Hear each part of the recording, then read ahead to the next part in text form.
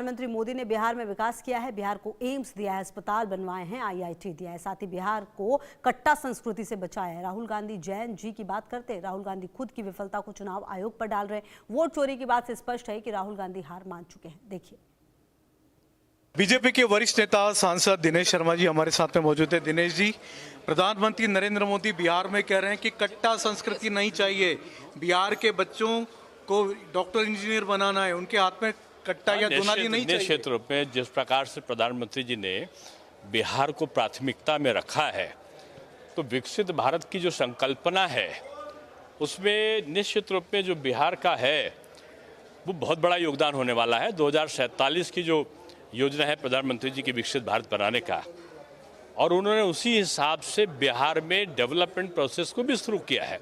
ऐसा नहीं कि उन्होंने भाषण दे दिया हो कि भविष्य में करेंगे।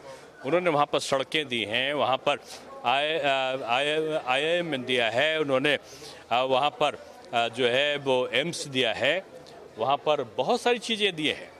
तो मैं कह सकता हूँ कि बिहार अब बदल रहा है, और प्रधानमंत्री जी की संकल्पना है, वहाँ पर डिफेंस कॉरिडोर की भी बातें चली हैं।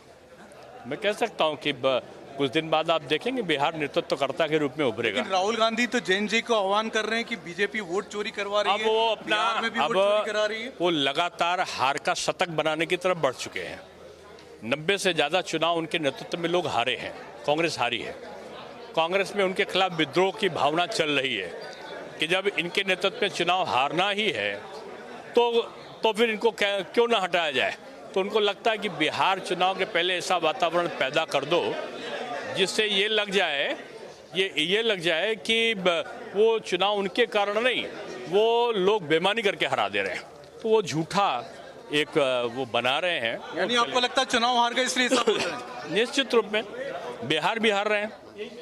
तो ये थे दिनेश शर्मा, जिनका कहना है कि बिहार का विधानसभा चुनाव हार रहे हैं राहुल गांधी, इसलिए अभी से उन्होंने झूठ के लिए बोलना शुरू कर दिया है, बहाना बनाना शुरू कर दिया। कैमरामैन अविनाश के साथ संजय शर्मा, इंडिया न्यूज दिल्ली। तमाम खबरों पर नजर है, आप रहिए हमारे साथ, देखते रहिए इंडिया न्यूज। भारत सरकार ने सभी देशवासियों के